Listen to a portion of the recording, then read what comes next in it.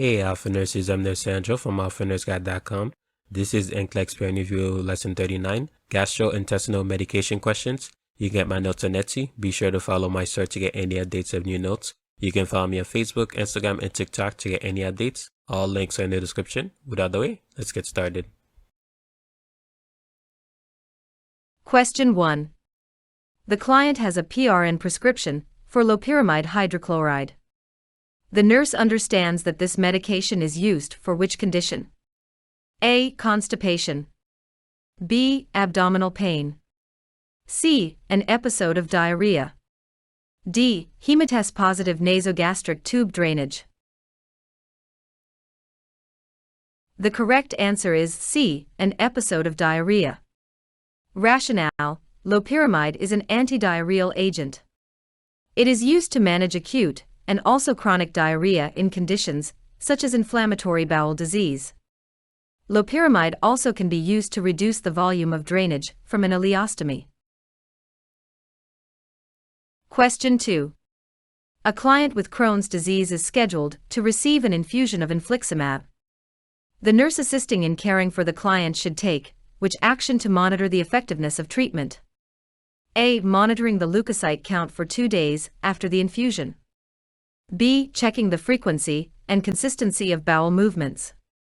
C. Checking serum liver enzyme levels before and after the infusion. D. Carrying out a hematest on gastric fluids after the infusion is completed. The correct answer is B. Checking the frequency and consistency of bowel movements. Rationale: the principal manifestations of Crohn's disease are diarrhea and abdominal pain. Infliximab is an immunomodulator that reduces the degree of inflammation in the colon, thereby reducing the diarrhea.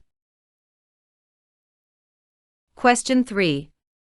The client has begun medication therapy with pancrelipase. The nurse evaluates that the medication is having the optimal intended benefit if which effect is observed. A. Weight loss. B. Relief of heartburn. C. Reduction of steatorrhea. D. Absence of abdominal pain. The correct answer is C. Reduction of steatorrhea. Rationale: pancrelipase is a pancreatic enzyme used in clients with pancreatitis as a digestive aid. The medication should reduce the amount of fatty stools. Another intended effect could be improved nutritional status. It is not used to treat abdominal pain or heartburn. Its use could result in weight gain, but should not result in weight loss if it is aiding in digestion. Question 4. An older client recently has been taking cimetidine. The nurse should monitor the client for which most frequent central nervous system side effect of this medication. A. Tremors. B. Dizziness. C. Confusion. D. Hallucinations. The correct answer is C. Confusion. Rationale: cimetidine is a histamine 2 receptor antagonist. Older clients are especially susceptible to the central nervous system side effects of cimetidine. The most frequent of these is confusion. Less common central nervous system side effects include headache, dizziness, drowsiness, and hallucinations. Question 5. The client who frequently uses nonsteroidal anti-inflammatory drugs has been taking misoprostol. The nurse determines that the medication is having the intended therapeutic effect if which is noted. A. Resolved diarrhea. B. Relief of epigastric pain. C. Decreased platelet count. D. Decreased white blood cell count. The correct answer is B. Relief of epigastric pain. Rationale: the client, who frequently uses nonsteroidal anti-inflammatory drugs, is prone to gastric mucosal injury. Misoprostol is a gastric protectant and is given specifically to prevent this occurrence. Diarrhea can be a side effect of the medication, but it is not an intended effect. Question 6. The client has been taking omeprazole for 4 weeks. The nurse evaluates that the client is receiving an optimal intended effect of the medication, if the client reports the absence of which symptom? A. Diarrhea. B. Heartburn. C. Flatulence. D. Constipation. The correct answer is B. Heartburn. Rationale: omeprazole is a proton pump inhibitor, classified as an anti-ulcer agent. The intended effect of the medication is relief of pain from gastric irritation, often called heartburn by clients. Question 7. The client with a gastric ulcer has a prescription for sucralfate 1 gram by mouth 4 times daily. The nurse should schedule the medication for which times? A. With meals and at bedtime. B. Every 6 hours around the clock. C. 1 hour after meals and at bedtime. D. 1 hour before meals and at bedtime. The correct answer is D. 1 hour before meals and at bedtime. Rationale: sucralfate is a gastric protectant. The medication should be scheduled for administration 1 hour before meals and at bedtime. The medication is timed to allow it to form a protective coating over the ulcer before food intake stimulates gastric acid production and mechanical irritation. Question 8. A postoperative client requests medication for flatulence.